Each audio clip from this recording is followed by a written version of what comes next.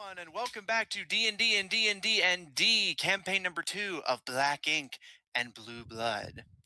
When we last left off, the party has been preparing for the Mercurial Summer Ball, having arrived about half a week early to quote unquote strategize and figure out what they want to do in advance. So far, the party has discovered that the ball is playing host to a number of figures from their personal lives. Gil's father is present along with a large army from his home country. Lucian's brother is present using Lucian's name. And Zephyr, you have been rescued from an awkward situation by your ever observant father, who is escorting you inside the guest house that Gil's father has just entered ahead of you. So with half the party drunk at Nortwick's and passed out, and the other half here at the guest house, making strategic moves with or against their family, that is where we will pick up. Zephyr, first with you. Your father with your siblings kind of forming an almost instinctual trained protective circle escort you into the guest house away from the prying eyes of the elvish soldiers. And as the doors shut behind you, the giant posted at the door, not paying you any mind. Uh, as the doors shut, your adoptive father gives you kind of a smirk and a nod before waving his cane to your siblings, who just start to kind of scatter in a sense, and like just kind of go in different directions to give you and him some space, but you do recognize this little maneuver they're doing of they're going to be keeping attention on them, so that you don't, basically to lower the odds of any prying eyes in the guest house, such as patrolling guards or anything intruding on your private conversation. And your father begins to do his slow little old gnome hobble down the hall, kind of gesturing for you to follow him. I mean, I'll follow him. Yeah.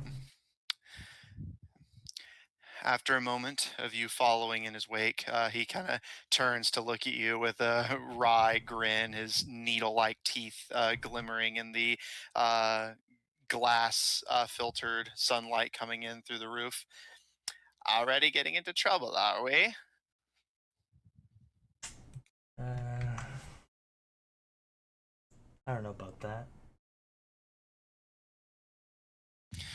I suppose you don't. Well, I will say, all joking aside, I would not recommend picking a fight with the soldiers, whether one of them is your friend disguised or not. Well, I mean, rather it's my friend disguise or just lonely guard, but I just thought I see what I could find. Mm. Well, just try to be careful where you do your looking, is all I'm saying. The servant cover story, or whatever cover story you've happened to invent for yourself since you've been here, is only going to get you so far. And I don't know what his connection to all this is, if any, but I've never seen the general this jumpy. And, the last person people like us want to be jumpy is the guy who brings an unnecessary show of force to a party. Hmm.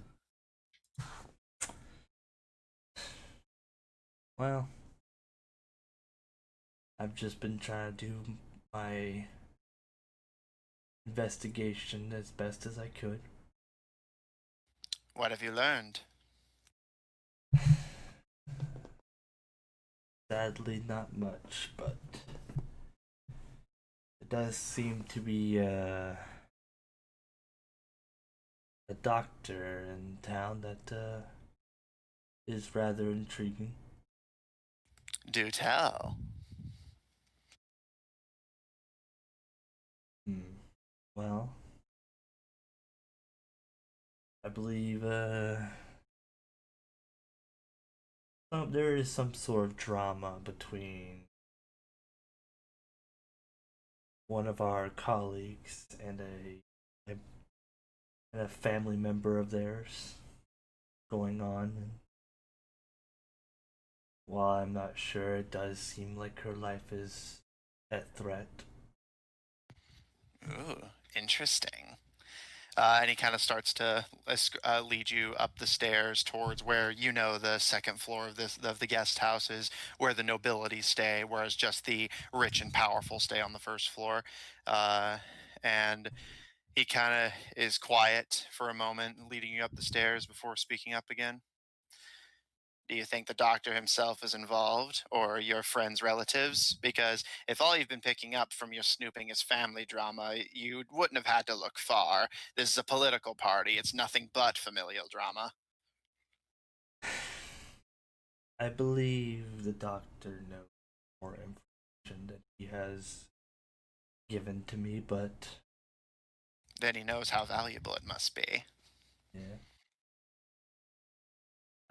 it does seem like that, yeah. Hmm. Do what you can to get more information about him. I'm sure you've already made moves to do so, but just in case. Yes, I do. I do have a bit of an appointment with him. And I suppose this appointment was made without the other's knowledge. Uh, I guess you could say that. Yeah. I mean, I wasn't really Thought so. trying to hide it, but you know, I plan to see him and get something out of him. Hmm. You do that. I'm starting to make some arrangements and pull some strings myself, but remember, it's both of our necks on the line here. So, as much as you may not trust the people you're traveling with, I would recommend that you. I don't like to toss around the word faith, it doesn't really belong in our line of work, but I would at least suggest a degree of patience and be willing to give a little to get a little.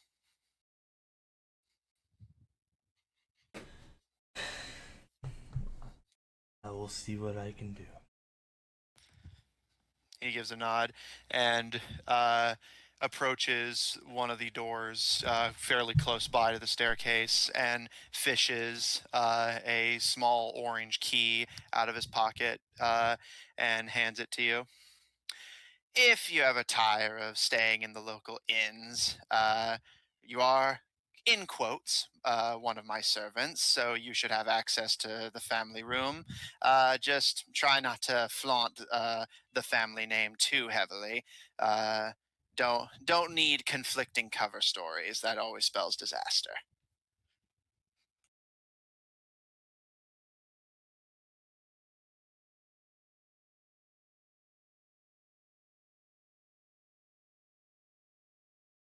Austin? Sorry, I do understand you. I will make sure that no one knows the reason why I am here. He gives his wry little smile and his eyes twinkle a bit. Good boy. And he kind of gives you a pat on the head. Stay out of trouble, or if you do get in trouble, try to keep me out of it. But I think we can work your little display back there to our advantage. I'll see what I can do. Keep me updated if you happen to find anything, but be sure to do it somewhat privately. Alrighty then. He gives you a smile and hobbles into pulling another one of the orange keys from his pocket, opens the door, and shuts it behind him. Is there anything you'd like to do while you're in the guest house?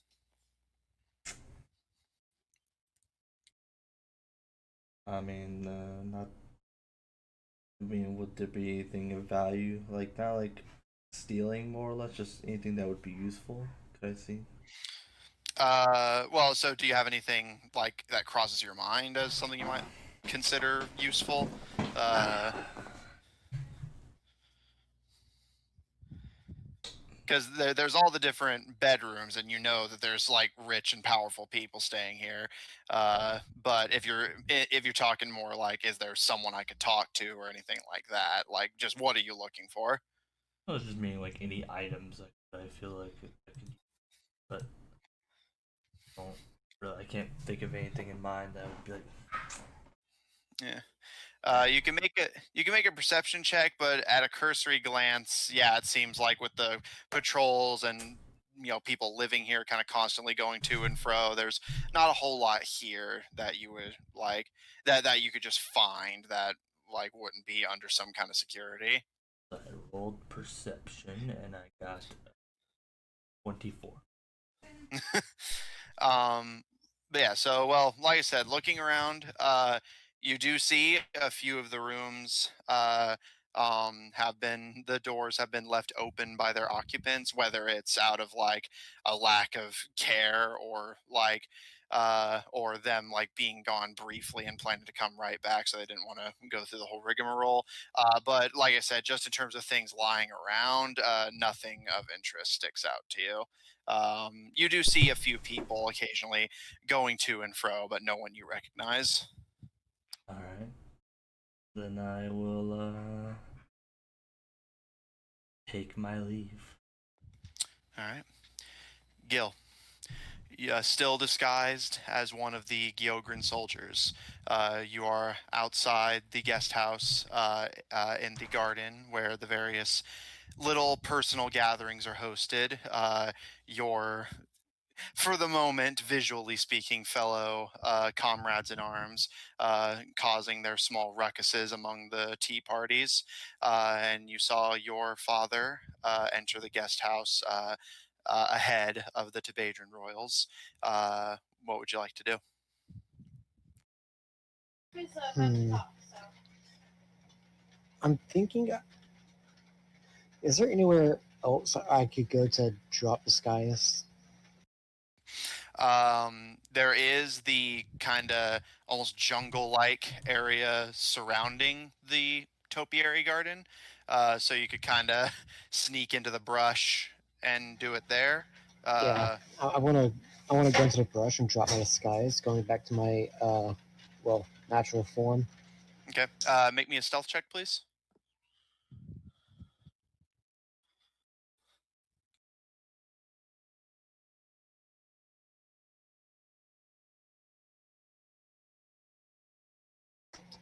And that will be a 13. Okay, so you kind of slink into the brush, drop your disguise, and come back out. So back to your normal self appearance-wise. What would you like to do? I want to go into the guest house. I want to see if I can't follow my father. Okay. As you approach the door to the guest house, the giant with the tree bark clipboard kind of holds up a large meaty hand to stop you. Name, please. Gil. He kind of slowly I can't. waves. I can't remember my last name. um. So you just give him your full actual name. Yeah. He kind of narrows his eye, like surprisingly beady eyes for a giant, and looks down at the clipboard and kind of runs his thumb down it and kind of flips the parchment back a bit to check the back of it before finally, after a moment, shaking his head. Sorry, you're not on the list. Hmm. Well, you can either let me through, or we can go get the general back out here and see why you won't let his son pass. Up to you. Make me an intimidation check, but I'm going to give you disadvantage for reasons that'll come up in dialogue. So intimidation with disadvantage.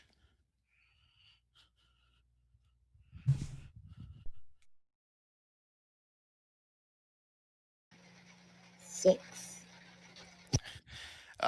He kind of you see him kind of tense slightly before like kind of puffing out his chest, kind of like building up his confidence before shaking his head.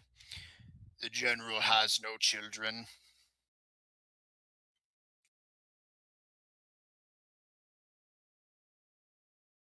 Hmm, we will see about this, and he'll turn away. All right.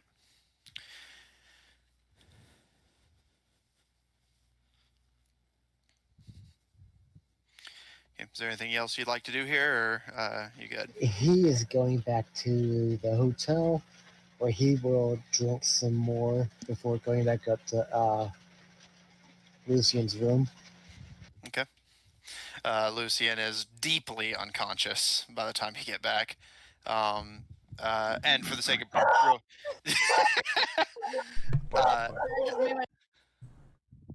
uh, and I'll say real quick for the sake of brevity, Zephyr, are you returning to Nortwicks as well?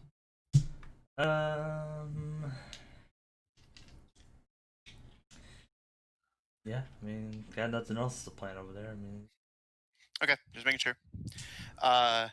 Zephyr, I will say on the way back. Sorry about that. Yeah, it's all good. So Zephyr, there's going to be something on the way back. But since Gil has like already thing going on at Nortwicks, I'll go through that first. So Gil, you arrive in Lucian's room. Lucian, deeply, drunkenly unconscious. What would you like to do? I'm going to lay on the floor and pass out after Been a thinking rough day. after thinking about what the mean giant said. Oh, All right, Zephyr. While you're making your way back to Nortwicks, kind of running over the lack of progress yet small steps you've made, your father overall seeming relatively impressed once you discussed the matter of the good doctor with him. Speaking of which, as you approach Nortwicks, you just kind of your eyes just kind of lazily roving the surrounding houses and streets. um, your attention is caught by two figures in an alley across the street from Nortwicks, and kind of reflexively freezing and like scanning the kind of mouth of the alleyway. You see the lanky, elvish figure of Dr. Wattson carrying a suitcase in one hand. And he's just kind of watching you with a very lazy smile, seeming very expectant that you would see him. And behind him, you see a very like casually dressed, but kind of like nervous and uncomfortable looking Lucifer. His robotic eye, like just staring unblinkingly at Nortwicks across the street.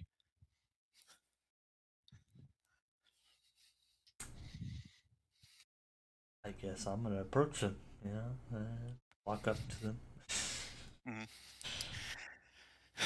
The doctor smiles as you approach it and kind of lifts the suitcase in a kind of greeting as much as he can with his hands a little full, and smiles to you.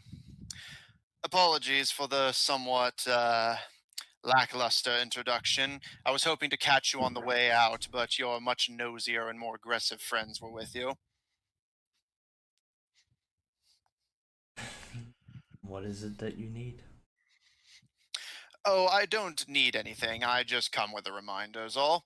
Wanted to make sure we were still on for your appointment with my colleague tomorrow, and if so, I would like to give you a few reminders for what that'll entail and make sure we're in agreement on terms. I very much dislike it when an agreement goes south due to a lack of communication, so let it not be said that I'm not vocal.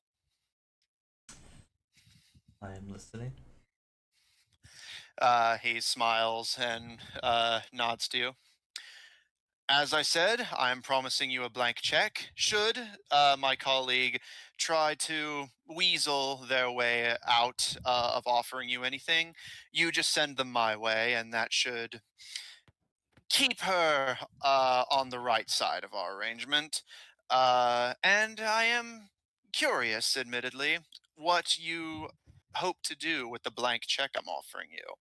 Studying you will be of great help to both of our researches, so I don't want the payment to be unfair, but I do want us to have it planned in advance.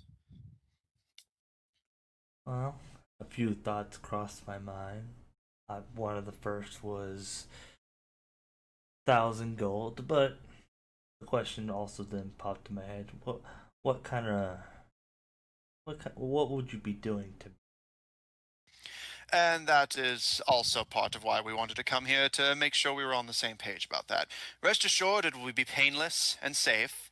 I do, well, or rather, my colleague does request, however, that you do partake in a small period of fasting before the tea party, and he kind of does that in quotes, tomorrow. Just make sure that you only drink water and refrain from eating until after the examination. Make sure nothing interferes with the results. Beyond that, though, as far as they've told me, my colleague simply hopes to test a few safe chemicals that we already know are safe for the general population to see how something like you happens to respond to them. And once you walk away from that safely, whatever you want for the blank check is yours.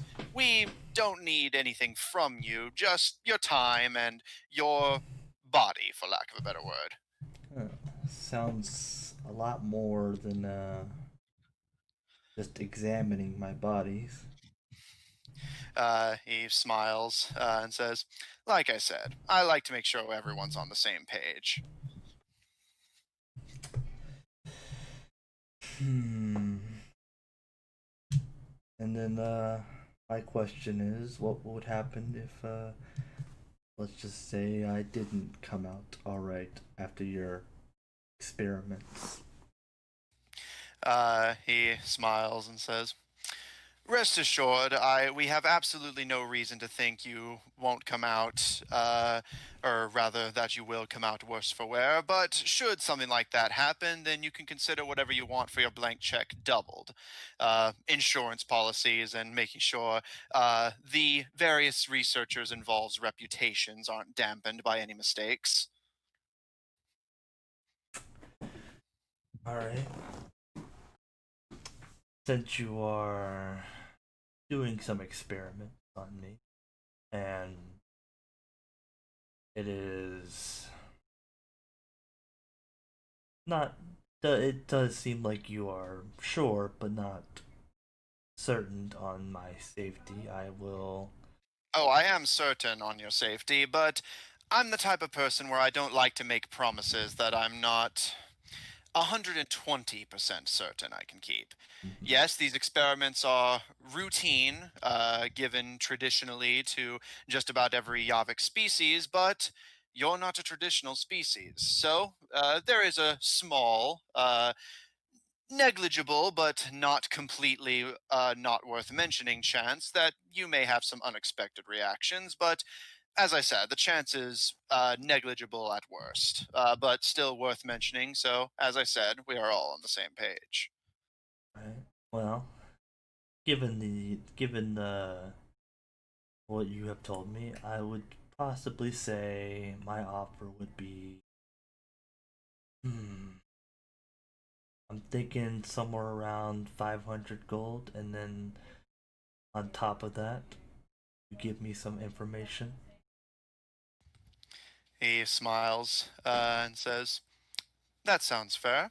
And I'll throw you a bone on this deal, given that you are helping us on something very important. Uh, Should I not be able to provide the information you're looking for, I will double the payment that you're asking for. Make up for whatever my mind can't offer you. Sounds like a deal. He smiles and uh, nods to the elf behind him. Come on, we're going. And he turns to walk down the alley with Lucian's brother, but turns back to you for a moment and says, and do what you can to ensure that your other friends stay out of it. Can't make any. Neither do I. See you tomorrow, Zephyr. See ya. Guess I'm gonna walk inside. Go to bed. All right. Okay. So, Zephyr, do you have anything you want to do before going to bed? No. All Go right. to bed. Okay. So the awake party members crash into bed as the sun sets and day turns to night. The night passes without incident, and you all wake up the next morning. It is now one day before the ball officially gets underway, Hey. and Lucian and Raccoon, you are both nursing not crippling but pretty irritating hangovers. I am never drinking anything ever again. Don't worry. Follow me. Time to go recuperate. Took a little bit late. I Come crawl up. with me. I crawl out from the keg, and Uh, it's still pretty dark to me, so like light isn't doing anything, and it's just kind of like I am very much thirsty.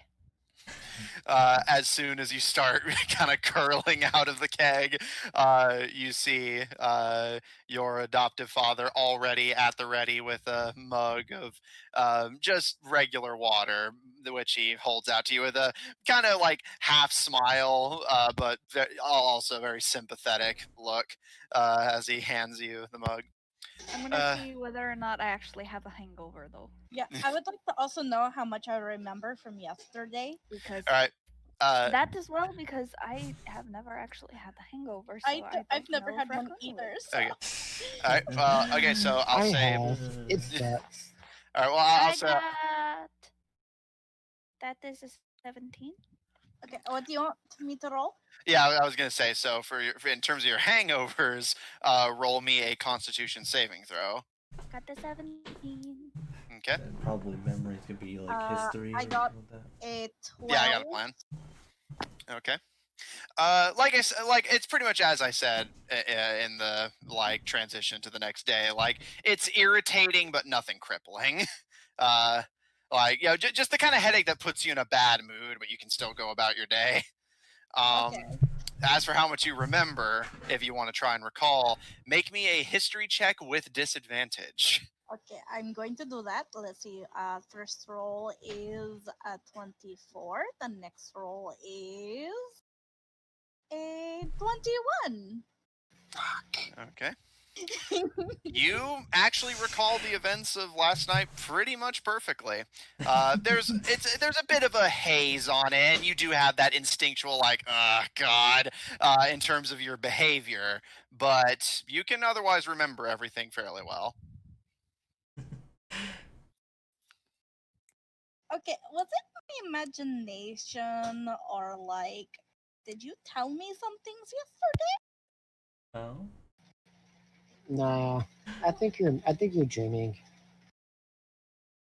No, I couldn't have been. I don't dream about you. You sure? All right, go for it. Same roll that Lucy made, history with disadvantage. Okay, Yes. and that is a 17 versus a 16. Similar to Lucian, you can remember most of it. For you, there's just some like blank spots. Like you don't remember the whole shenanigans with the banister, and you don't remember like clawing under the doorway like a trapped roach. No, I remember that. But you do remember the general like attitude you carried yourself with. Lorcan. Lorgan just looks down at you with just a raised eyebrow. Yes, dear. I make grabby hands for the water. He just hands it to you with again like a half smile, but also a sympathetic look, and says, "And hopefully now we have learned we do not drink." What are you talking about? That was fun. Oh dear. I mean, in the moment it was fun, but right now my head feels like, like when you go to um, the blacksmith and then he is like hammering That is my head right now. Mine is not. I'm just very thirsty, and I drain the mug of Yeah. water. Hey, Lorcan, do you have any tea? Of course, just a moment. And yeah, I'll say, Gil and Lucian, you've already come downstairs. Yeah, I'll say Uh, make that too. all right. Zephyr, do you want to join the party downstairs at a table? Sure. I mean, Excuse me. he's not hungover. He just sort of just he'll just go to the counter and be like, I just want some water. I'm going to look Of at course. Gil. Gil, please tell me that I am insane and I did not agree to a tea party with my brother. I think Mm, you agreed. I don't like that. yeah. I'm I gonna did. kind of skitter my way over to them and insert myself into the conversation. All right. So I'll say while you guys are getting cozy, Lorcan distributes a light breakfast and the various waters and teas. Zephyr, do you want to join the party at the table, or are you going to stay at the counter? I'll stay at the counter. Okay. Here we go. All right. So you guys are set up with a light breakfast and some drinks to help soothe your poor alcohol poisoned brains. Oh, I'm fine. I'm I fine. just like tea. I'm alright. I was just thirsty. I don't have a pounding headache, so I don't know what Lorcan is talking about. I don't know what you're talking about either, I Lucy. don't Did you not know. like snack? I'm probably nursing a headache because I've got a lot of on my mind right now. But we can always back out on the tea party and just send a No, I'll light never rejection. hear the end of it. Well, how are you going to not hear the end of it? You're not going to meet up with your brother, are you? Ever did you have something that you wanted to do today? Because I know that I went over a idea and I kind of wanted to maybe go over the idea again. Well, your idea isn't. No. There's mainly one flaw with your idea, and is I do have plans. Well, I mean, yeah, you have plans, but here's the thing: is that you do your plans and maybe a sneaky thing? I mean, I guess I could if I was in two places at once. Well, I mean, you can Possibly. at least keep. I mean, we have the tea party, which I guess we're all going to. Which, speaking of that, I am wondering what does one do at the tea party? Like, is it a party where people take tea and throw it at each other? Lorcan kind of raises a hand while he's wiping down a glass and pipes up with a smile on his face. From what I understand, it's mostly you just eat garbage snacks and drink drinkable liquids and pretend to like the other person at the table. Oh, so you eat drinks and then you eat snacks and you eat garbage? More or less. Okay. But I can already do that here. That's very true. And for the record, don't eat actual garbage at the tea party, unless you want to. But you said garbage. I meant more that the food is usually Yeah. metaphorically garbage. He doesn't like the food at tea parties. She just Okay, kind of like squints suspiciously. you and eat just, finger food, like little sandwiches, maybe And some Do they have fingers in them? pastries. you can see Lorcan's nose kind of crinkle. Do they have fingers in them? No, they don't have fingers in them. Then what's the point of them being They're finger called food? finger foods because you eat them with your fingers. But I do that with all my food. So all food You is finger gotta do food for that. you. Tea party food is just bar food for people who think they're better than bar food. Oh, so like beer nuts but fancy. Yeah, that's a good way of looking at it. Not bad. Raccoon, I have a question for you. Yes? I plan on dressing nicely for this tea party. Are can you do makeup? Hmm. I know how to use a disguise kit. I mean, there's makeup in the disguise kit, right? Some makeups, yes, but I don't think it's kind of like the fancy like turn your skin porcelain kind of stuff. Well, my skin is already porcelain, so I don't need that. I just like want to look nice, I and thought I it also was want to called look nice for the Sunkist. bowl. But the thing is I don't know how to do my own makeup because like I had a maid back in Vicket, so it's not like I actually know what I'm doing, which is why I ask you. I can try. I guess. Yes. Yes, Okay, I'll try. then would But you don't meet blame me me in? if it turns out bad. Okay, well, do you meet me in my room in like 5-10 minutes while I go get changed? Lurkin, how much is 5-10 minutes? I'll just grab you whenever they're ready, dear. Okay. Okay, I'm gonna go upstairs and put on my nice dress. Okay. So I'll say while you two are gearing up, Zephyr and Gil, is there anything you plan to do before the clashing of the agendas? I'm just going to sharpen and polish my weapons. I'm just gonna be at the bar waiting to drinking water. All right. Just as the doctor ordered. Okay.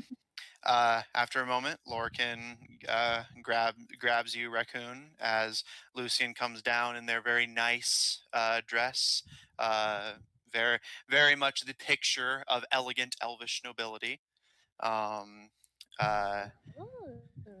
My hair is actually like usually my hair is in a side braid, but I put down my hair so like my hair is long and flowing down both sides down my back, and a little brush to the side so it looks really wavy and really nice. And my Ooh. dress is like an emerald green and very shiny. Got a slit all the way up the leg, and I've got long sleeves that hook onto my fingers. And he's going to stare. uh, Like out of the Are corner of you his eye. as pretty as the princess? Like he's just staring out of the corner of his eyes, not like mm, actually flat on staring. mm. And as you Does come Raccoon down, notice? uh, make a perception check. And Gil, if you want to try and hide it, I'll say make a deception check. That is a 17 without modifiers.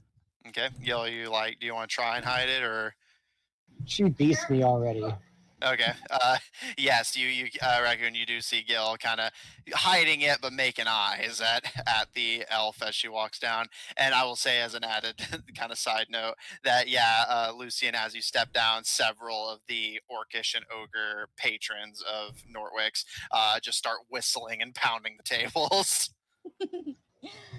Okay, as soon as I hear the ogres and orcs and stuff do that, I'm going to shout at the top of my voice in my military voice and say, "Men, calm yourselves. Have some decency." I'll say, Fine. You I'll are say make looking like a princess. and Thank Gil, you, go ahead and make me an Raccoon. intimidation check, please. All I need is like a little bit of eyeshadow 30, and 20. blush. Okay. Uh, and Gil, as you give your command, the bar actually Raccoon, you and Lorcan both kind of look to each other as for the first time in any of your memories, the bar falls silent. Oh, then. At least I know how to treat a lady. uh I'm going to walk, kind of like, like Princess Diaries esque, like with like Mm-hmm. the nice going down the stairs and Mm-hmm. basically floating to the bar and just be like, okay, do you think you can do like a little bit of makeup? Just like natural, like a little bit of blush and a little bit of eyeshadow. Raccoon, I'm going to have my disguise kit out at this point. Yes. And I'm sitting at the bar already, like on top of the bar where she can sit on a stool so that I can stand in front of her. Yeah, be eye level. Yeah. E- So I look at her and I kind of hem and haw for a second there and go, yeah, I can do a thing. I think so. Yes, yes. You are looking like a princess. I make you queen. All right. Make me a disguise kit roll. This is going to be your. So you'll add, if you're proficient, you'll add your proficiency bonus, and for this, I'll say your intelligence modifier as well. Do I roll dice other than a d20? Nah, yeah, it's just D20 roll, and then add your proficiency and your intelligence.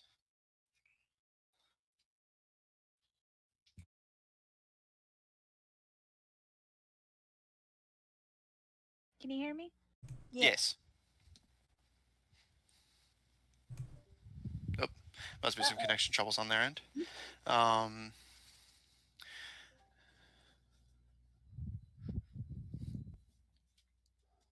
Rip. Sorry, I crashed. It's all good. Okay, do I roll something other than a d20? Yeah, D20 and then your intelligence and proficiency. Okay. So, Crossing my fingers. all right. So that's a 16 plus my intelligence is not my best, but let me find it real quick. It's not negative, is it? No, it's a 1. Then your proficiency. And I don't know what my proficiency is. It's It next should to be your plus charisma. two. Huh? It should. If you have It's next to- proficiency, it's a +2. If you have proficiency. Which I believe they do for disguise kits. It So will say Yes, on I the do. top of your sheet I that's have right both next to those, so walking that is, speed.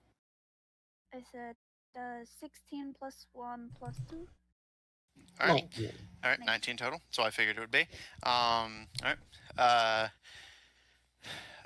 Lucian, you wait, and Gil, you can see a lot of the patrons are watching with bated breath as Raccoon begins their procedure. And Lucian is facing towards the bar and away from most of you. And as the Raccoon's makeup progresses, Lorcan occasionally like interjects with suggestions, and Lucian, at one point, the orc that you had played chess with, actually, like just kind of passing by, kind of offers Raccoon advice on how to do the eyeshadow and blush in a way that better complements your dress. And after a moment, Raccoon, you spin Lucian around, and Lucian looks amazing. Did I make her a queen or did I make her a queen? Yes, yes, you did. Yeah, you see several of the patrons kind of go to start cheering, but then kind of nervously glance to Gil, and then there's silence, but then one ogre in the back just raises his big fist. Yeah! You can cheer at my handiwork, yes. All of the whole bar immediately erupts in applause. I do a curtsy. Well, I am ready. I mean, as ready as I'm going to be for this. Am I going to Well, yeah, you can come. Oh, do I need to dress fancy? You don't have to, but it's kind of a personal preference. For me, where when I do formal tea parties back in Wicked, I would dress up. So it's kind of more of a personal thing. Mm, So if you want to dress up, I can help you. no, I think I'm fine. I'll just take a bath. All right. Gil, I would like you to act as my bodyguard today. Already done. And then he glares at the patrons again.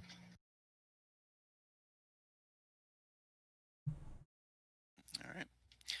So, the four of you, those who choose to doll themselves up or at least clean themselves up, Is there any final business you have in Nortwicks or elsewhere in the city of Mercurial before you head to the topiary gardens outside the guest house? No. Um. No. Okay. Well, there was one other thing I was going to do before we left. Okay. What's up? Gil was going to put on his military uniform, so it looks like he's just a mercenary that she hired from the general. Okay. Of course, I would like to have my holy symbol around my neck as usual. Okay. All right. Easy enough to do. So, gussied up to varying extents, the four of you set out from Nortwicks and start making your way across the city. Raccoon and Lucian, who had been asleep whenever the observation was first made, as you guys start making your way, you do start to see the Geogrin soldier patrols just kind of like they seem to be just an ever present thing of like there will always be at least one or two squadrons making patrols up every street as you start making your way across Mercurial towards the guest house. Although Gil, despite Gil is giving a cursory scan, you do not see the general among them this time. Eventually, without because they don't accost you, but they do kind of watch you as you pass by them. You arrive at the gardens. The two soldiers stand at the front gates, but Gil and Zephyr, you already know that they won't stop you from entering. They're just observing. And inside, you can already see several people, as per the norm, in just personal little social circles, having conversations with those they deem politically relevant to them. But as again, at a cursory glance, you all can see Dr. Wattson sitting at a table fairly close to the front gates on the left side of the gardens. And as you approach, he kind of gives you a nod and raises a cup of tea. You can see the doctor this time is dressed in a very fine. The material looks like velvet, but it's a very pretty emerald green suit jacket with a fine silken red undershirt. And the collar of the red undershirt is somewhat low cut, and you can see several medallions and necklaces around his neck. And his hands are, as per the norm, adorned with a wide variety of bejeweled rings, and you can see several bracelets on his wrists. Um, uh, and sitting across from him, you can see a figure with their back to you, with a red hooded cloak tossed over their head.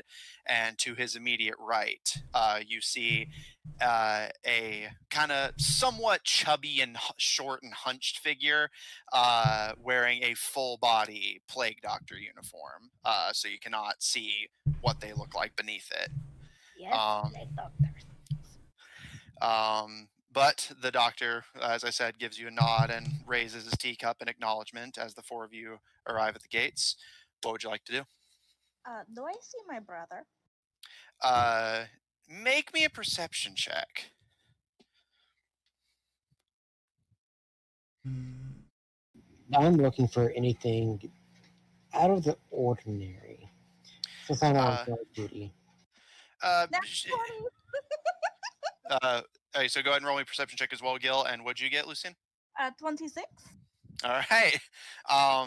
You do recognize that the figure in the red hood across from Dr. Wattson, their back is to you, but you can immediately recognize from growing up with them, their posture and just general demeanor, that it is your brother, who currently seems to be feeling very uncomfortable and awkward, but is just kind of dealing with it. 18. So you're just looking for anything that catches your eye, basically? Yeah, like anything out of the ordinary since I've already been here before these guys That's fair. were here. So the garden itself seems as you'd expect. However, giving a scan of the kind of public area where everyone gathers, two of the tables catch your eye immediately. You see a table about two tables behind Dr. Wattson and the hooded figure and the plague doctor. you see the Tebadrins all sitting at a table together and just making conversation. And across from them, like across the garden from them on the other side, you can see the Gyogren general currently in conversation with a very beautiful elvish woman that you don't immediately recognize. Okay. He'll stand at attention behind Lucian. Okay.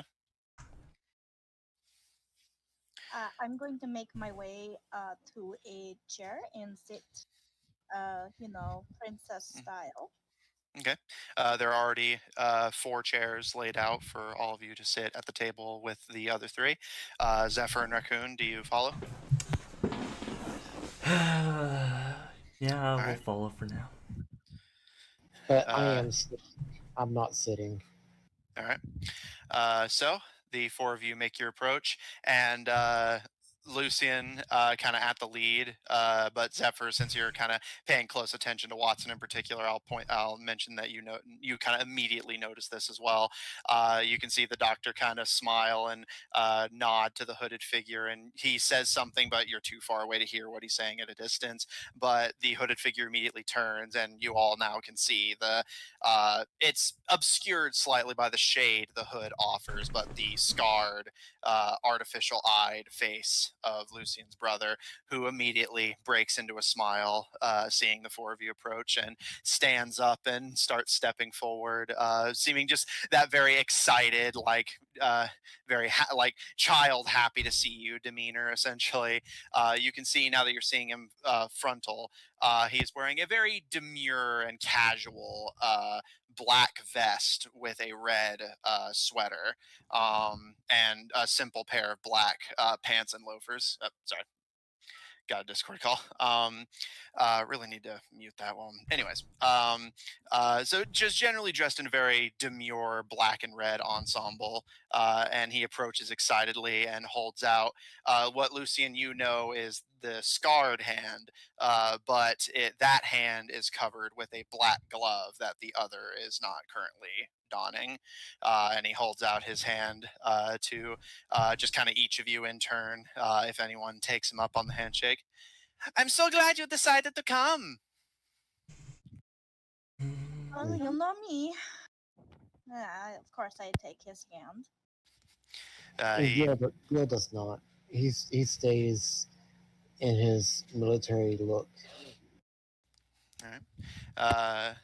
Raccoon and Zephyr. I'll shake his hand. He smiles as he shakes Lucian and Zephyr's hand. Raccoon. Rip. Sorry, does he even notice me and Zephyr there? We're probably too low for Yeah, the yeah, group. yeah. I was saying he's like he already shook Zephyr's hand and he's offering his hand to you as well. I take it, but warily. He smiles as you shake his hand, and he just kind of enthusiastically, like almost shaking your whole body up and down with the enthusiasm. I hope that we can be a little bit more friendly. It is good to see you again. He stops shaking your hand and claps his hands together excitedly. Come on, come on! I made sure to get all of our favorite sweets and teas from when we were kids. And he kind of looks to you as he says that. Uh, one more time, sorry. Uh, uh, I say, I'm surprised that you remember after all this time. How could I forget? And he just almost like flies back into the chair, and his legs kind of kicking up wildly before scooching himself forward. Dr. Wattson begins to pour tea and distribute small plates of Lucian you recognize as several like mostly sweets that you do indeed remember from your childhood. But to the rest of you, it's a relatively innocuous series of small finger food cookies and even some small cupcakes being distributed along with a very sweet smelling honey like tea. I take a sniff at the tea. Does and just any take a of look this at seem it. like it may have been tampered with? Yeah, I was gonna Yeah. ask the same thing. Raccoon has never dealt with any of this stuff before, so Yeah. she's kind of just like, is it even edible? All right, so for the two of you who are specifically checking for poisons, I want to check as well because, like, just Raccoon doing the sniffy sniff on it.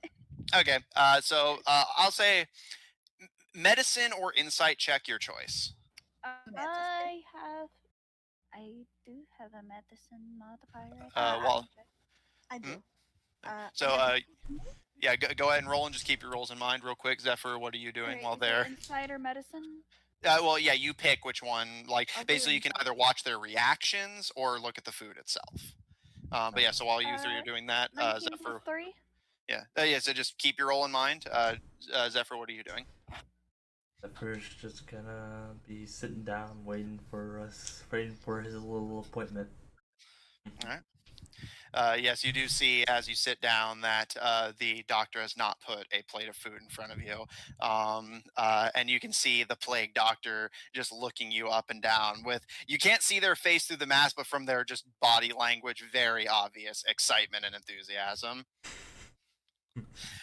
So the three of you, what did you roll and what was your result? I got a 22. I All right, got what'd you roll? 15. The like is in what's like insight or medicine? Which one did you Oh, pick? I rolled the medicine. Okay, Gil. Insight. Okay. Some of you watching their body language and faces, others checking the food itself. Everything seems fine. The food smells sweet, bit unhealthy, but otherwise harmless. And Lucifer, for all the world, seems genuinely happy to see Lucian and enthusiastic, whereas the doctors seem a bit more just like patiently casual with all of you and seem a touch more interested in Zephyr than the other three. Dr. Wattson, who is your friend? Oh yes, how rude of me. Everyone, this is a very trusted, close colleague of mine, Dr. Marula. And the person in the plague doctor uniform nods and holds out a gloved hand with the black robe covering it up to the wrist, nodding their beaked mask. It's a real pleasure to meet all of you. Not the voice I expected. I take the hand and it's a pleasure to meet you too, Dr. Morella. It was. Yeah, that's right, I'm Dr. Marula. Where are you from? I'm from here and there. I've traveled around a lot. I'm not from around these parts, if that's what you're asking. I come from overseas doing some medical work with Dr. Wattson. Again, not the voice I was expecting. I will take a little sip of my tea and just kind of give a nice smile to them. They all return the polite expressions. Have I heard the doctor talking about this guy at some point? Dr. Wattson, you mean? Talking about Yes. Marula? They mentioned yeah. Well, no, I think you had already left the room whenever they were brought up, so no, you aren't. At most, they've mentioned just a colleague they work with who seems to be this person. Do I seem familiar with the name? And make a history check. And fair warning, I don't eat or drink any of the stuff provided. I'm just standing there. Okay. Oh my god, natural 20! Nice. Yeah, Gail, I'll say you can see Dr. Wattson kind of smirking at you, but otherwise not like acknowledging your refusal of the food and drink. And Lucian, you immediately think, and in your family's line of work, you tend to be fairly familiar with famous medical figures. Dr. Marula is not a name you've ever heard before.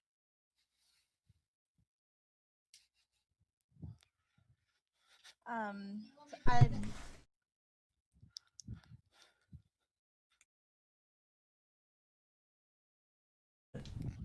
Yeah. Sorry.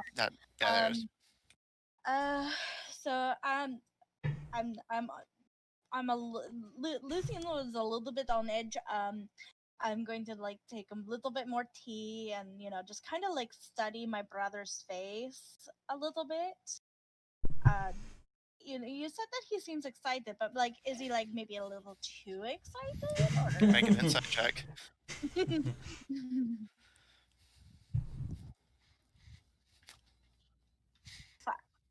8.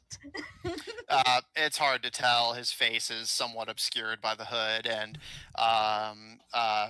his expressions have always been rather unreadable, Mhm. partially by his own design. So it's hard to tell. But as far as you can tell, yeah, it's just happy enthusiasm at seeing family at the party.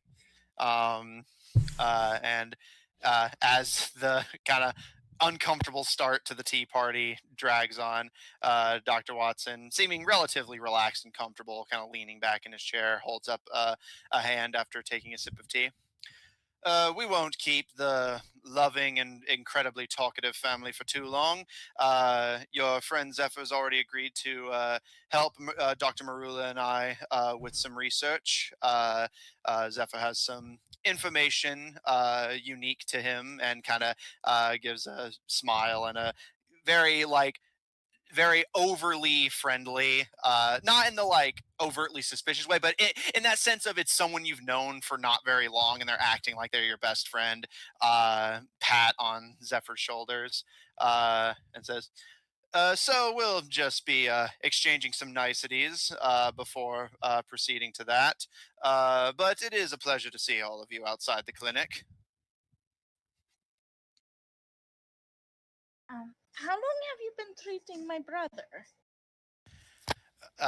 He kind of thinks for a moment before nodding and saying, I'd say by now it's been about closing in on 5 years now. Although, bear in mind, most of it is just routine checkups to ensure that the eye's calibration is not faulty or failing. And I look at Lucifer. Lucifer just nods. You can see that he was going to speak up when the doctor was taking a moment to think, but just nods whenever he speaks up. So, you told me the other day that you have changed. In what way? He kind of tilts his head side to side a bit and says, well, it's not the sort of things that you would normally talk about over tea, especially when there's a lot of people here. And you can see his eye immediately darts to the Tebadrins sitting like not too far away, but clearly engaged in their own shit. And at I'm going to instantly look at him. Why are you ashamed of yourself, Lucifer? no, and he kind of curls inward like a turtle retreating into its shell, and shakes his head. No, it's just a very long story and very complicated stuff that not everyone would understand. You know how our family was. I take a deep sigh and sip my tea. Um, the I did put our father to rest right after you left. He kind of gives a nod. Uh, that's good. I was actually planning to pay him a visit once the party was over. He's laying with mother. I Thank thought you. that would it would have made him happy. I think. He kind of gives a very slow nod. You can see his expression is kind of clouding and getting visibly kind of distracted before he kind of shakes his head to clear it and says, thank you. I will be returning to Wicket after the party to pay them a visit before I continue my travels elsewhere. Do you think that is a good idea? I mean, it's not like you're exactly welcome there. He kind of smirks a bit and says, I think you've probably noticed, sister, that I have a bit of a talent for going places where I'm not wanted. I do not comment. I only sip my tea. But I give him a look like, yeah, I know. He just Raccoon just off to the side, just kind of like finally decides to tentatively try to eat one of the snacks on the table. you grab one of the cookies and give it a tentative nibble. It's incredibly sweet, very very high in sugar, but yeah, it's pleasant if bad for your teeth. These sweets, where Cue did you get raccoon them? chopping noises. Like, oh, goblin treat, basically. Yeah. um, and you can see Lucifer watching Raccoon eat with a smile before turning back to you. Listen, I'm sorry. What were you saying? Where did you get all these sweets? I mean, I haven't eaten a sweet since, I don't know, like 100? Uh, you, I'm no good at making these sorts of things. I actually asked the doctor to make them for the party, and you see Dr. Wattson just nod and hold up a hand, like in that kind of like, please, please hold your applause kind of expression. Try one of uh, the baked goods, just like very tentatively. The Virgo. uh, you take an experimental taste of one of the small handheld cupcakes. Uh, Again, it's pleasant, very sweet. I crinkle my nose at that. And it's just like, yeah, this is really sweet, but I guess a lot of things in the tea party can be sweet. You see Lucifer kind of frown. I thought you'd like it if it was sweet. It has been a really long time since I've had something sweet. I eat only vegetables and some fruit. I don't even eat meat anymore. He kind of gives a nod. That's okay, but I do hope that you enjoy them. I'll take more just to make him happy. I'll eat a little bit more.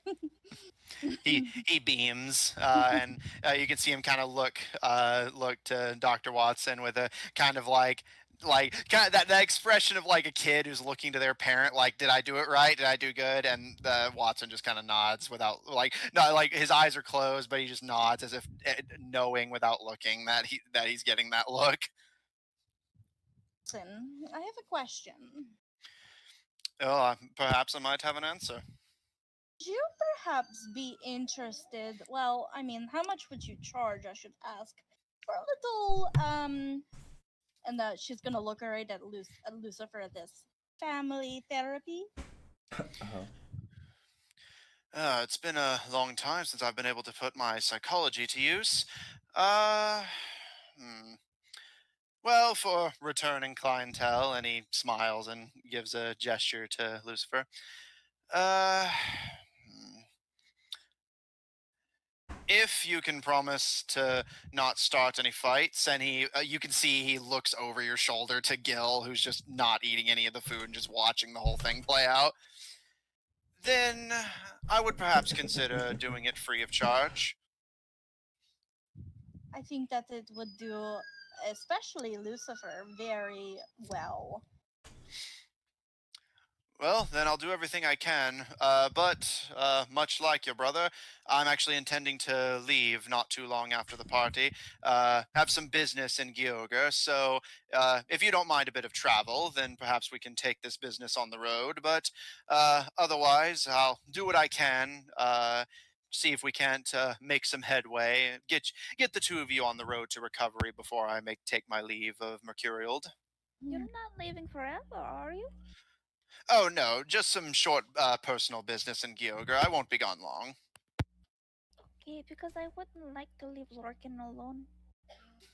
Uh, he smiles and kind of gives you a very gentle, because of the sheer amount of rings he's wearing, pat on the head. Don't worry. I'll be back long before you have need of more physical examinations. Just, you can only get so much of this city before you've seen everything, and like I said, I have some personal matters to attend to. Is there Spe- anything that you do want to talk about, Lucifer? You can see he kind of like leans back, taking a deep breath before finally, like, almost like you kind of like jolt slightly as he like almost lunges forward, but like stays in his seat, but just leaning forward, very close to you. I want to know what you've been doing since we last saw each other. It's been so long. 5 years. And you can see Dr. Marula, who's been just kind of not eating any of the food, just kind of shifting side to side in her seat, finally stands up. And you almost don't notice the action because she's incredibly short. uh, and so it's just like a slight movement forward as she hops off the chair and says, "All right, I don't think we have time for 5 years of storytelling. Zephyr, if you're not busy." Um. Again, not the Alrighty. voice I was expecting. Yes, Zephyr will get up and go to the doctor. uh, Dr. Marula nods enthusiastically and starts just like just because of their build and small size, they basically just waddle towards the guest house. And Dr. Wattson, very much more calmly and gracefully, stands up and gives a nod to Raccoon, Lucian, and Gil. Apologies for the somewhat abrupt exit. She's not exactly a socialite. Is there anything else you'd like to ask before we take our leave? Rest assured, we won't have your small friend for very long. Just some questions the doctor wants to know for a very unique physical individual. Lucifer can stay here. I can keep an eye Gil. on him. And be like, I'm just gonna give a nice be smile. social. He kind of gives you a nod, Lucian. Of course, I trust that he can be out by himself. He's been outside of my watchful eye for quite some time. And I'm sorry, what were you saying, Raccoon? During them talking, she kind of like leans towards Lucy and is like, "Lights can be social." I'm just nodding. All right. Wattson will stand behind you, Zephyr, and guide you towards the guest house. As the two doctors with Zephyr in tow enter the guest house, Marula and Watson able to just give their credentials to the guard and get past him. Uh, the three of you are left alone with Lucian's brother. And Sorry. I'm gonna, out of the corner of my eye, is my dad still over there with that one person? Yes, but make me a perception check. I frown. You can drop the act. What are you talking about? I cross my arms. 23. A public place to be dropping any acts, though. Makes a fair point, sister. But besides, I'm not acting. And Gil, how'd you do on your You perception? have a very bad pronunciation of my name. Well, 23. all right. Just a moment. Well, you never gave me your name. You said your name was. No, you're going. It's more like a. Yeah. I am sorry. There, that's a better. Okay. And Gil, you kind of throw your gaze towards your father, and yes, they are indeed still sitting with the elvish woman. But you can see from their body language, and you can't hear any of it from here, but you can tell by the escalating volume that it seems to be turning into an argument, whatever they're talking about.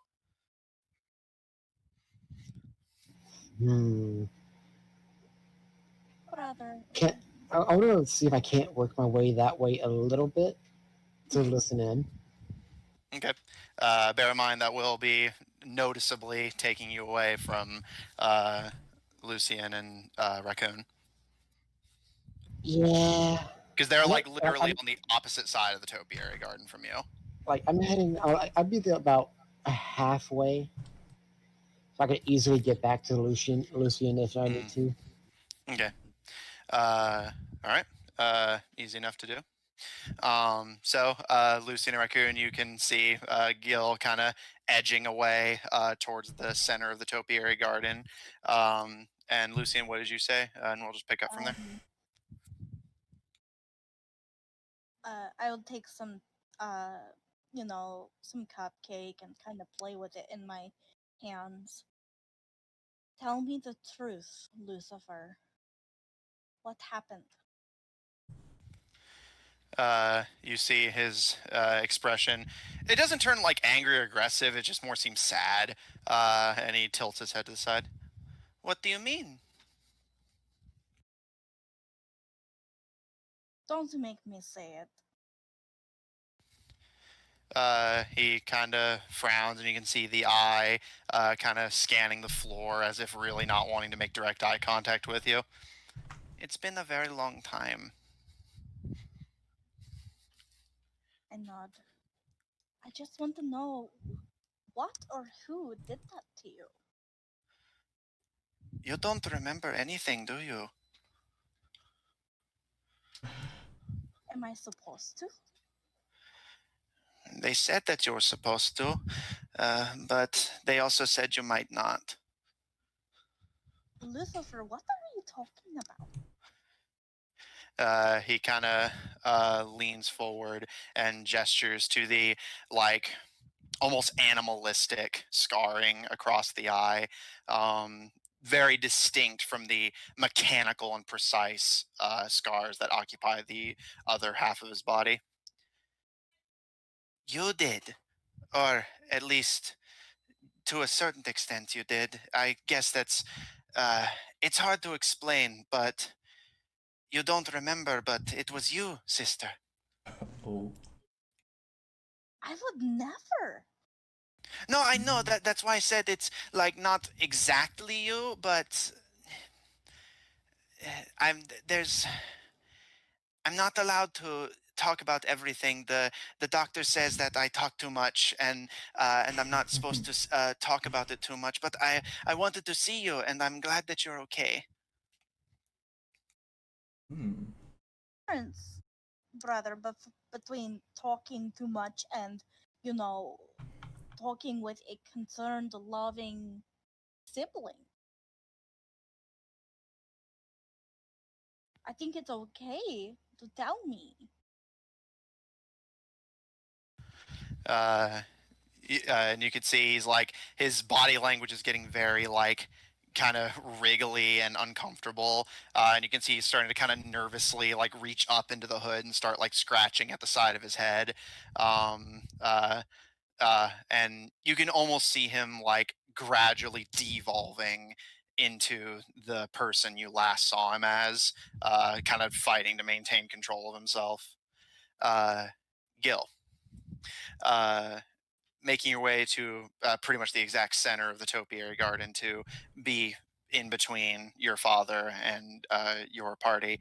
Um, make me another perception check to see if you can pick up what the two of them are arguing about. 22. Okay.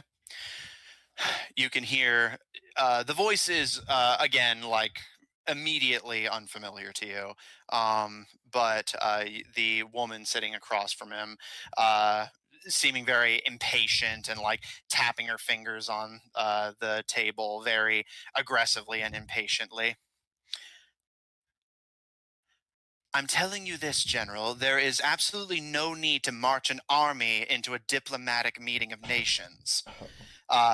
Your father, clearly frustrated, like you can see him like restraining from slamming a fist on the table and drawing the attention of everyone, says like kind of fighting to keep his voice down, but you're able to pick up on it, especially because you know his voice and tone pretty well. These are exactly the kind of places where the unexpected can happen, and I will not be caught off guard. Well, I certainly would expect you wouldn't be caught off guard if you're the one causing the problem, General. Everyone's already filing complaints about you and your soldiers. You're not controlling them. I assure you, everyone who wears the Gyogrin uniform is firmly under my control. I make sure of it. Zephyr, the two doctors lead you into the guest house, and make their way around in the direction where you had accessed Dr. Watson's room. But they take you to a room immediately adjacent it. And immediately as you approach, you're you're immediately hit with a very familiar smell, and it immediately reminds you of home, and that kind of throws you off. But as Dr. Marula steps forward and unlocks the door and swings it open, as a plume of colored smoke floods out, you immediately are like, "Oh!" It reminds you a lot of your sister's chemistry lab, but on a much larger scale. As you step into a room that's functionally identical to Dr. Watson's, but you see that all of the kitchen and entertainment area adjacent to the bedroom has been basically cleaned out and replaced with large chemistry labs and tubes and a somewhat hastily constructed bed similar to the one Dr. Watson had been examining Lucifer on, which she kind of turns to you with an very enthusiastic and bouncy body language and says, "All right, and you made sure not to eat before coming here, right?"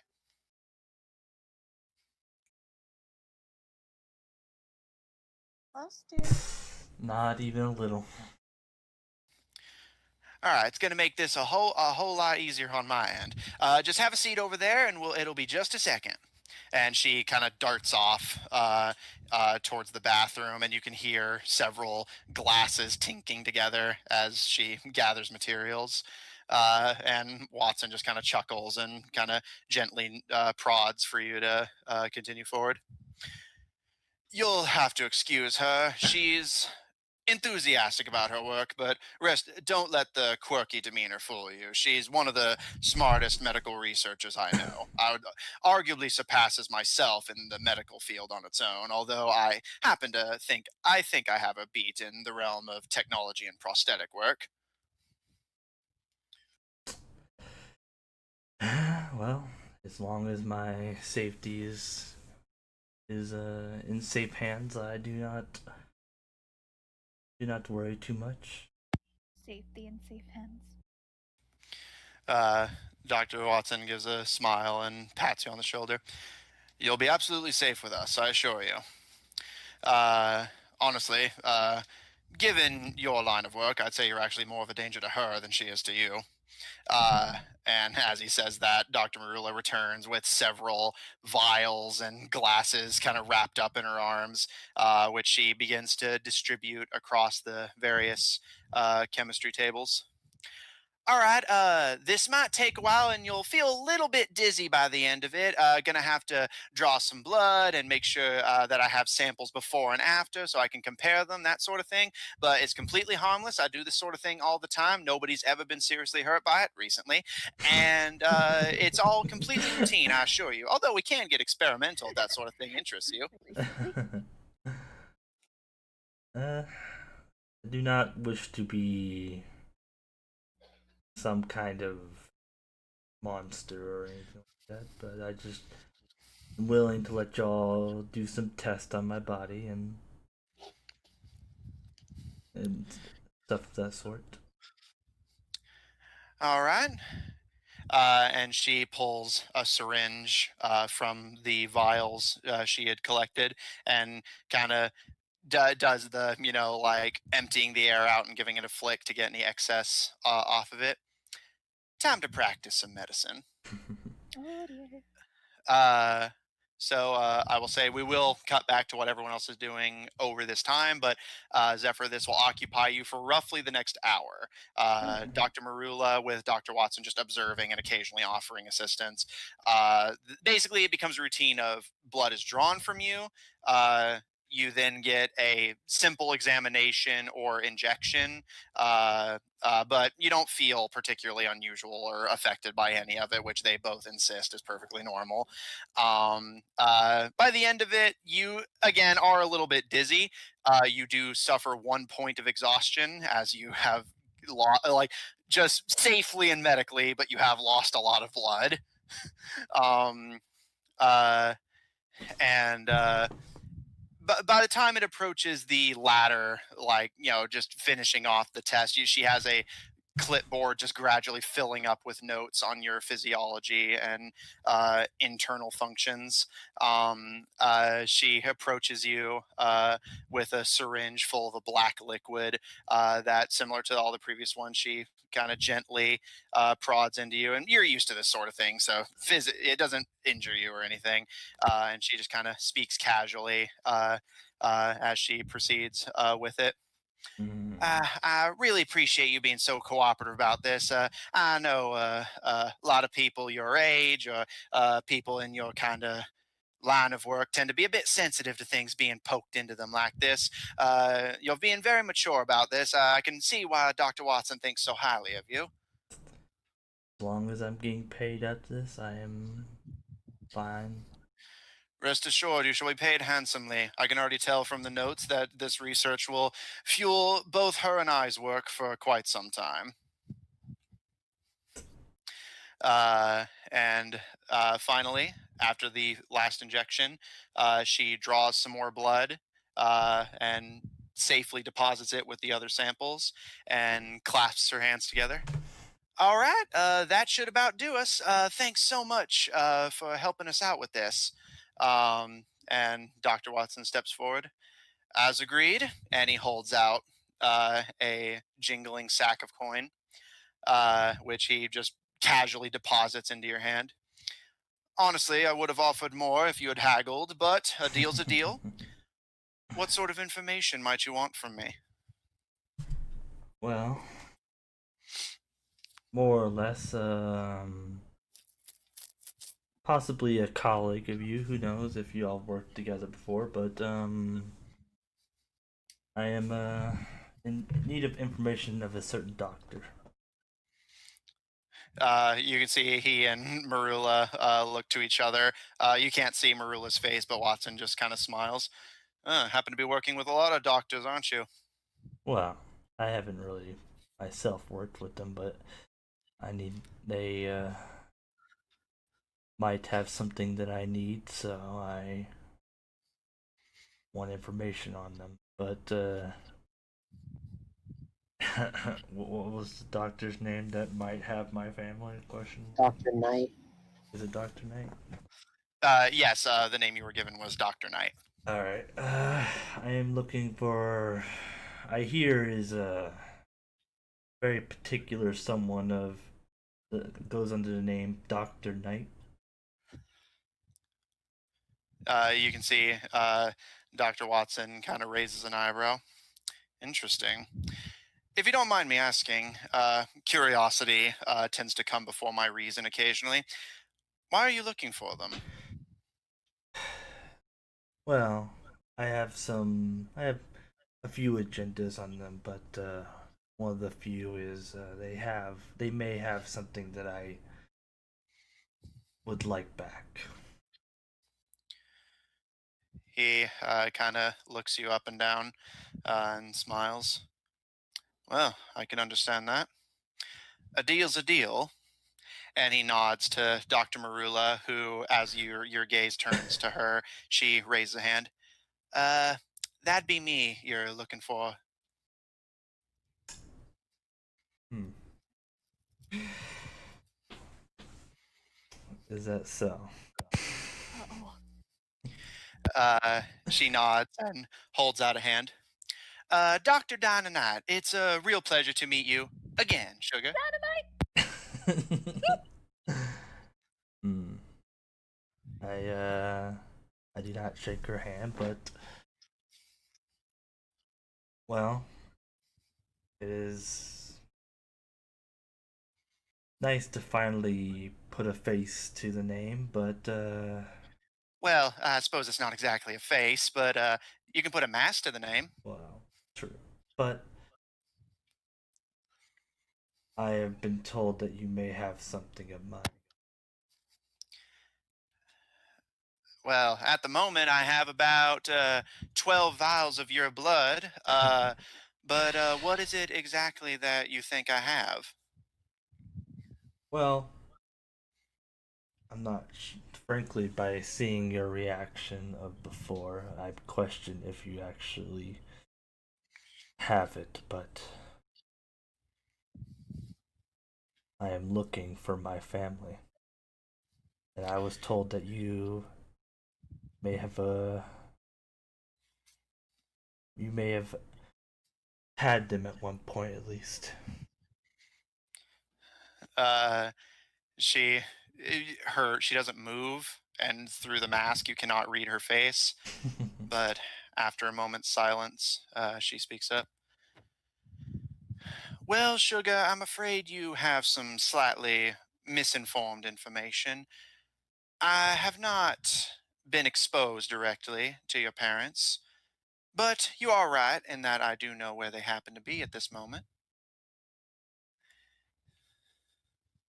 Uh, Cutting back, Gil, you can see the argument between your father and the woman beginning to. It's basically maintaining its current level of aggression as neither of them want to escalate it to a full fight. But they're basically going back and forth. And from what you've been able to gather, it seems that the woman is aware of many complaints coming in regarding the general and his soldiers' behavior. So if I had to guess, probably the town leader or something. So do you want to try and identify the woman? Yeah, if I might know who she might be. Make a history check.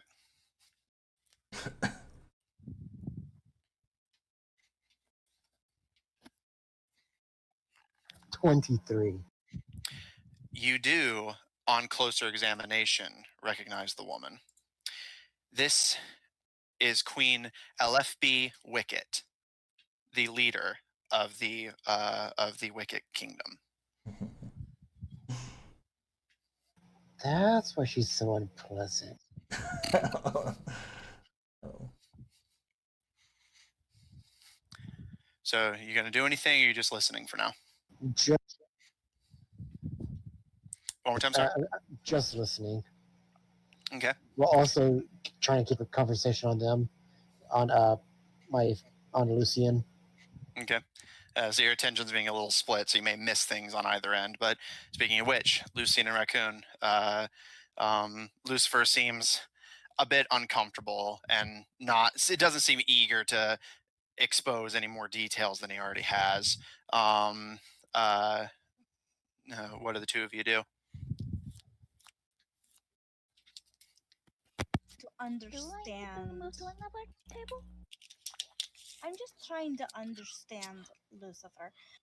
I take out the small um, journal that we had before from the first goblin.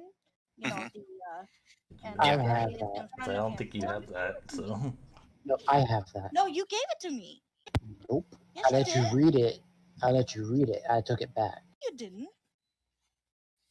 Yes, Okay, I did. whatever. Okay, well, instead, I will point out back in Perha, there was a goblin who had a description of your armor. And there was a few other places that had your description, brother. I told you I had been traveling. I think you've been following me. He kind of like squirms uncomfortably. I wanted to see you to make sure you were okay. I couldn't find you after everything, and I thought I was never going to find you again. So when I did finally find you, I was like, oh, I have to see and make sure they're okay. So I started going where you were going. I narrow my eyes. Do I believe him? Make an insight check. Oh yeah. Let's see here. Okay. Rolling 21.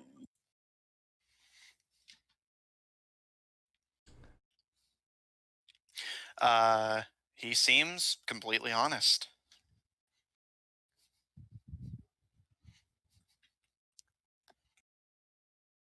I got these from when the last time I saw you. It was not pleasant, and I guess I had thoughts that you you weren't exactly going to want to see me, except for next to mother and father. He kind of tilts his head to the side. Why would you think I wouldn't want to see you?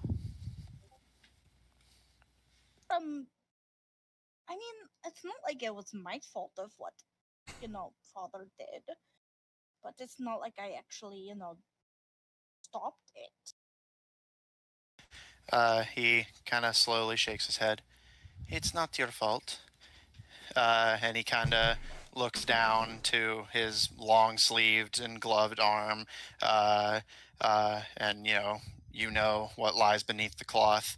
And after a moment, kind of gently tapping his fingers on the table, he places the gloved hand on top of one of your own, kind of doing this slowly in case you pull back. Doesn't seem intent on stopping you if you do, and looks at you with both eyes.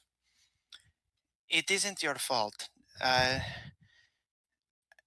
it seems like you don't fully remember everything, or things might have gotten confused or lost, but I never thought any of it was your fault. I wanted to make sure that you were okay.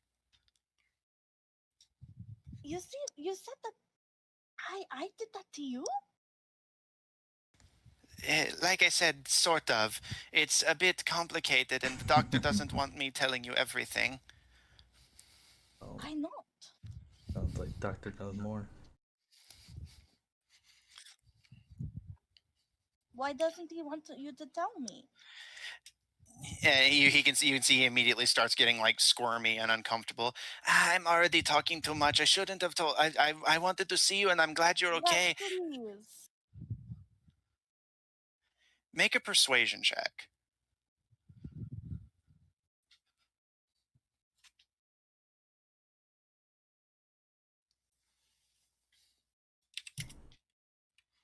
Not persuasion. That is persuasion. 14. He kind of squirms a bit before taking a few deep breaths and shakes his head. I am sorry, but until I can't tell you right now. I promise. I promise. I will tell you everything as soon as I can. I just can't tell you right now. Using my name, that I have a reputation to uphold, and it's a little unsettling if you use my name. I'm sorry. I didn't know you wanted to come to the party, so I it's easier to get in if you have a important family name. And after everything, I figured I would use our father's name. I didn't know you were coming. Well, you've you couldn't have known after all this time, but I I've haven't touched anything of his, all of his research, all of his experiments are just as it was like 5 years ago. And I have my own research and all my own things that I want to do. I do want to be a healer. I do want to be a doctor. I want to be better. You know, Father always told me. I don't know if he told you this, but there was a soothsayer who said that I would rise above him, and I want to prove that I can be better than him. He kind of slowly nods, and I'll do everything I can to make sure you can prove that they were right. I'm sorry I can't tell you everything right now, but and he kind of runs a hand Really? through his hair. Is he threatening you? What? No, no, he would never threaten me.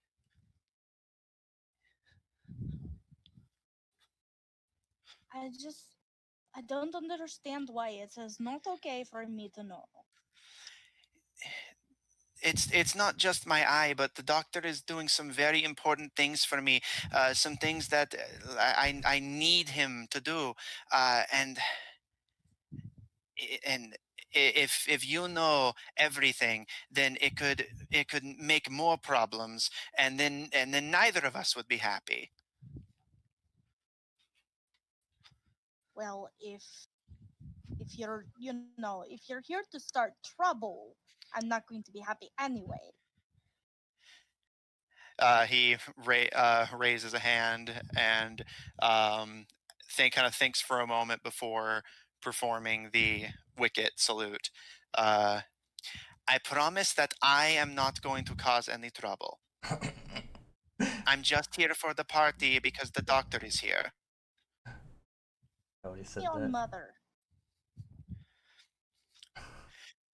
Uh, he repeat what you said. Just make sure I heard you right. I said, promise me on mother. I promise on mother that I am not going to cause any trouble. Specifically. I know I was thinking the same thing. Take a sip of tea and just kind of lean back a little bit. He kind of relaxes with the line of questioning seemingly done. It is good to see you. It's been a very long time. You see me. I did not see you. He smiles. You're seeing me now? Before now. I saw you 3 times, but you did not come see me. He kind of. I saw you on Perha, and then I saw you again in. I saw you here, and then I think I saw you another time. I don't really remember, but I do remember that I saw you in Perha. He kind of nods slowly. Yes, you did. Why did you do that? Do what? You know.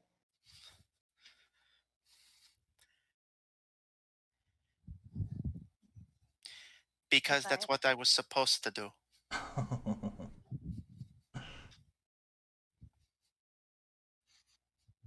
And kind of rubs her temples.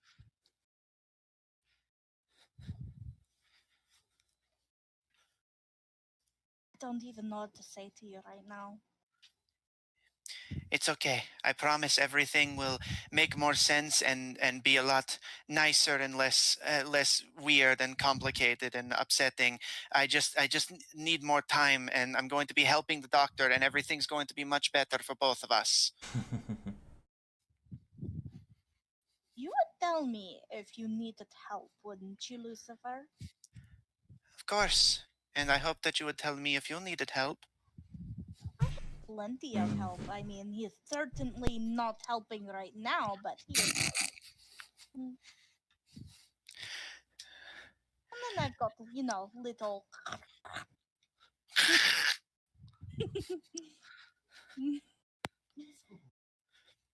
And Zephyr sometimes helps.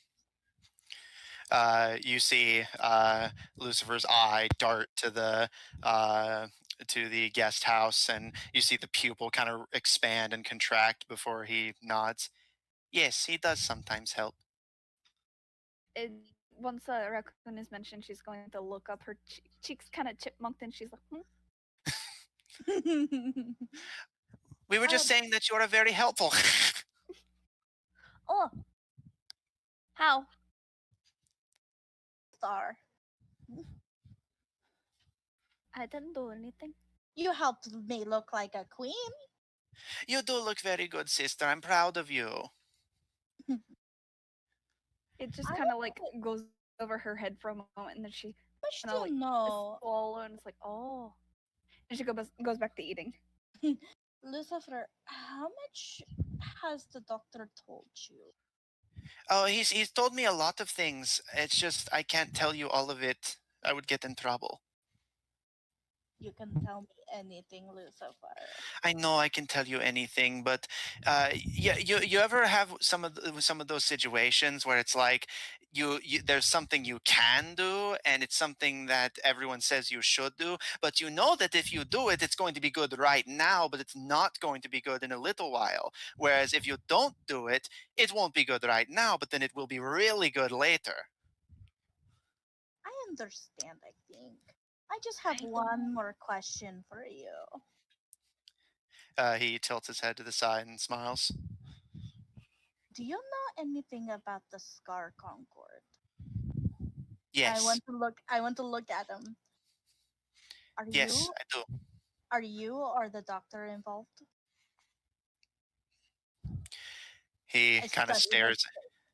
He kind of face. stares at you for a moment, and kind of leans back, and you recognize this body language from your long history of interacting with him. As he leans back to grab his cup of tea and sip it in a very, what to the outside observer is completely relaxed and casual, but you know this expression is, I'm about to lie my ass off and I'm gonna like be very overt about it to someone who knows me well. No, I am not involved in it, although I don't know if the doctor is or not. I will mirror what he is doing. I see. He smiles and says, "But speaking of not knowing things, it is good to make sure that you know everything before you try to do anything, because then everyone looks really stupid, you know." Well, you know me, I don't like to look stupid. I know you don't. So why not tell me now? Are you just waiting for the good doctor?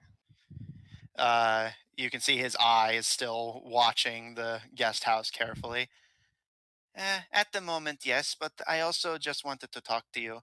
Like I said, I'm not going to get to any trouble here. I just wanted to come to the party and spend some time with the doctor and make sure I got my eye fixed. I just wish I could want to know so bad. Oh, like the details. It hurts me to see you this way. He kind of smiles guiltily. I know you always want to know everything. You always love to be reading your books and getting into trouble. But I promise you will know everything. Just stay safe and make sure you take care of yourself and take care of the people who are coming with you, and everything will make sense. I promise. Reading his face, does he seem like skittish or like hesitant? Make an insight check.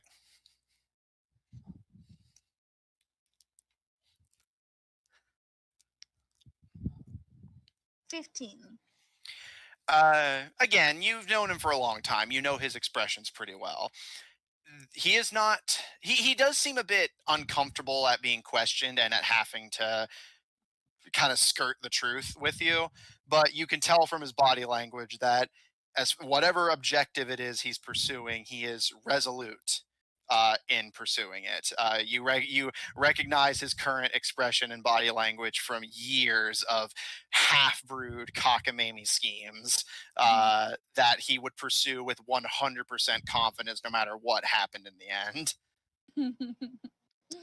Probably reminds me of, whenever he would do something and like, you're gonna get caught. Yeah, it's like yeah, but yeah, so he seems yeah, like he seems resolute and confident that whatever he's doing or about to do is what he's supposed to do, and he's confident he can do it. I tell you what, Lucifer. Um, Tomorrow, Gil, Gil, he is going to be in the fighting tournament. Why don't you come and see? I'm actually going to be in it too. Oh, Plot twist. Really? Don't worry, I'm not going to be using my magic or anything. But yes, I'm going to be in it too. I'm trying to convince the doctor to do it well. You know, he looks like he's really skinny and weak, but he's actually really good in a fight. That is really interesting. But maybe you'll fight. Maybe you'll fight Gil. Who knows? Do you want me to beat him up for you? Is he being mean to you? You know what? This is really tempting, but let's just see how it plays out. It's okay. You know, yeah, like you said, don't go easy on him, you know? I promise I won't. I want to make sure that I can take the prize money with me for when I travel.